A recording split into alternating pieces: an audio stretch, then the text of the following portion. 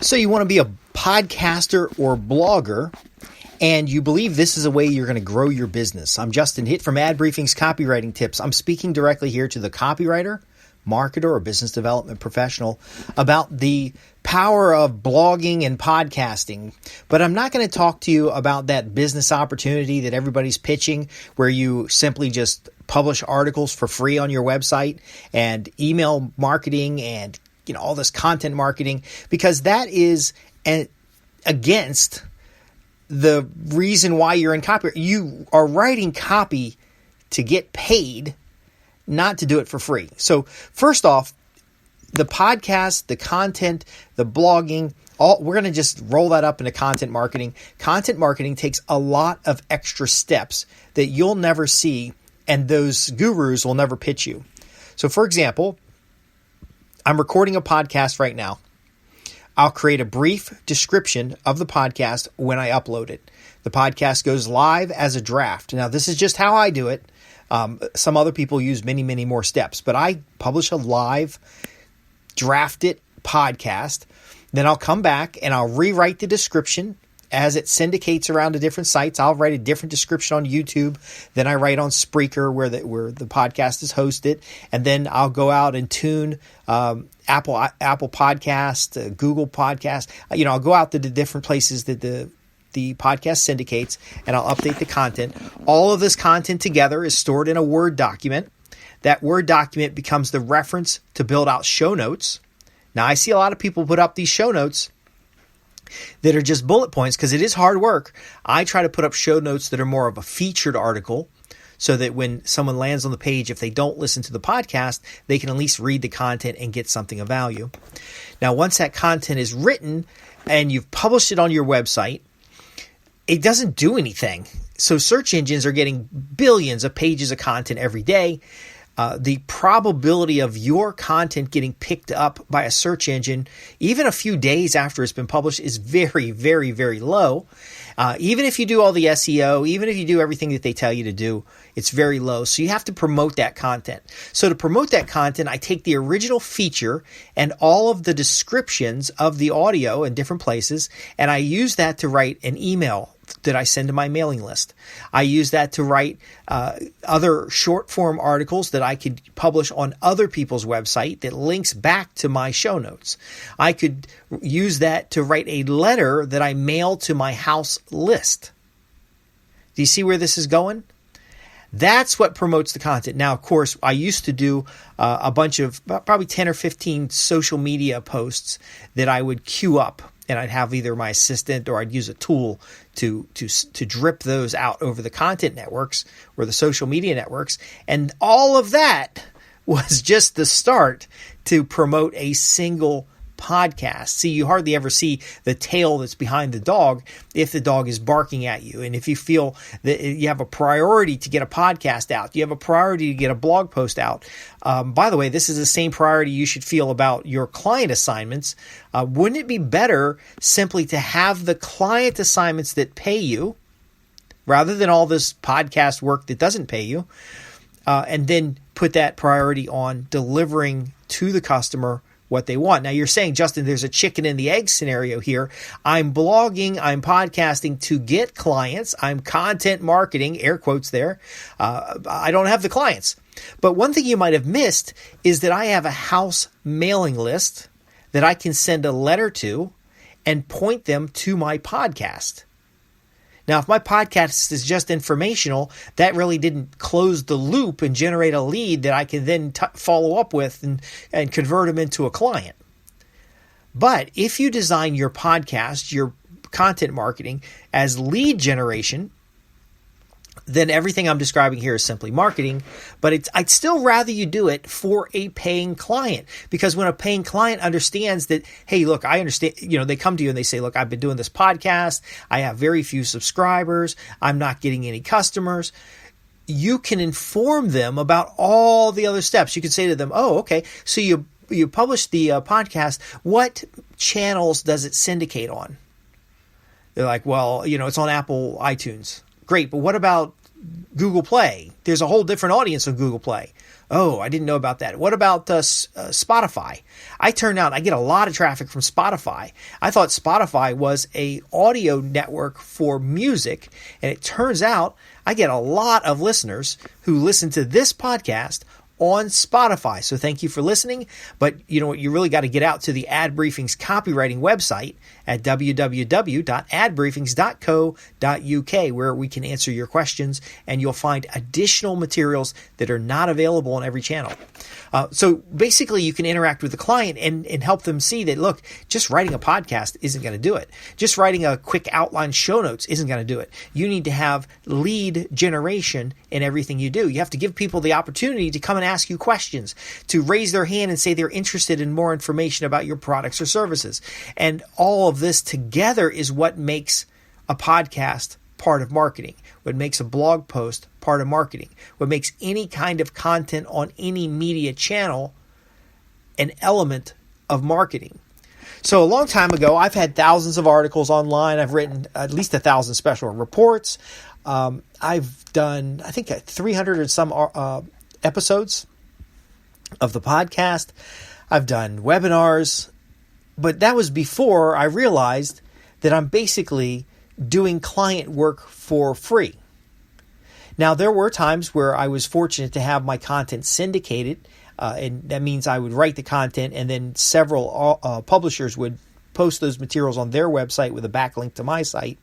But again, nothing was more efficient than simply just getting a list and sending a piece of lead generation, narrowing that list down to individuals that have an immediate need and interest in what I have to offer, sending them some kind of sales letter or special report. So once they've raised their hand, I've got a smaller list. I then send them the special report. Maybe you promise them a special report. The special report sets up a paid consultation.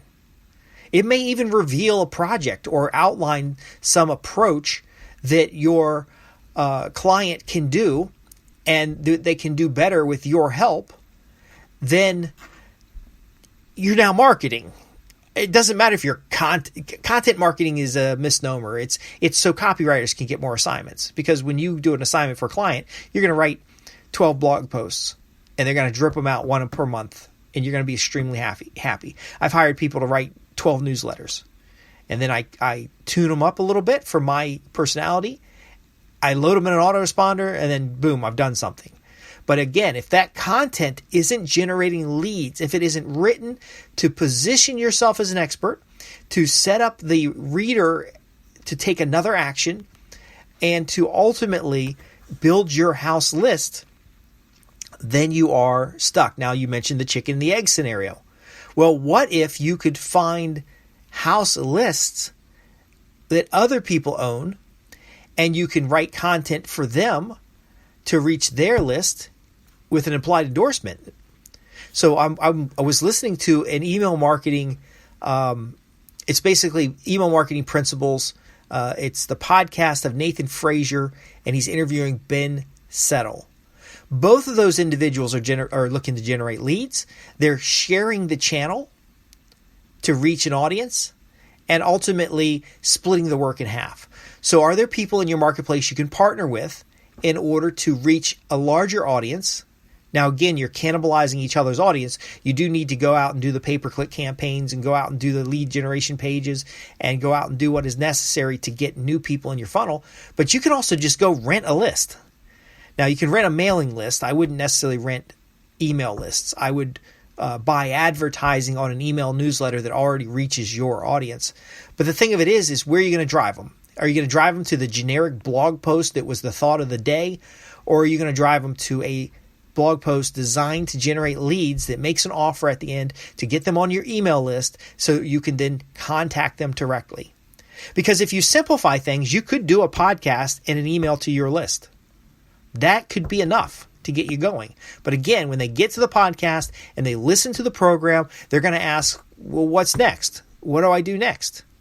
And that's what I'm going to share with you right now. First off, if you have any existing content, you will be better served to write a promotion around that existing content. So let's say you've got a YouTube channel and you've got a bunch of videos on the YouTube channel. Why not embed those videos on your website on what we would call a landing page, but it looks like show notes, so that when somebody goes and learns about effective email marketing, they are now made an offer at the end to get a consultation, to attend a webinar, to do something where you generate their email address. Now, even better, Frank Kearns used to talk about a method called the newscaster method, where you can embed someone else's content on your website and you write commentary around it.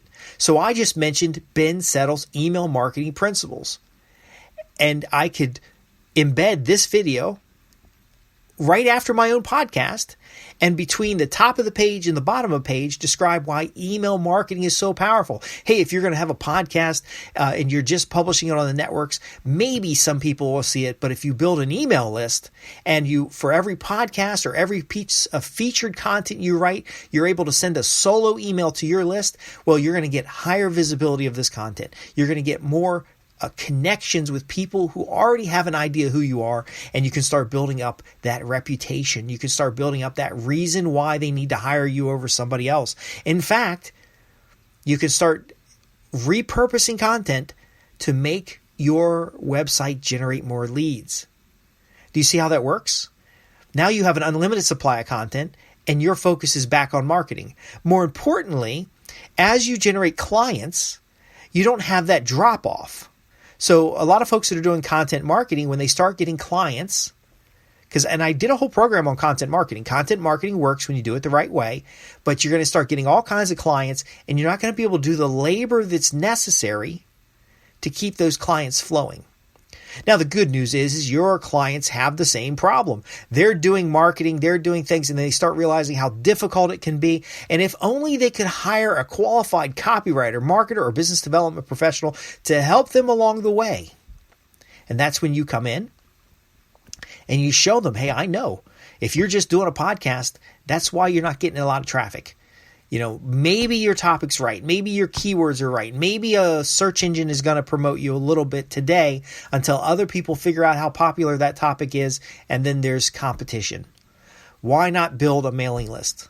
Why not rent a mailing list? Why not, you could even just go on LinkedIn, by the way, and write a feature on LinkedIn and then promote it to the specific people who can hire you.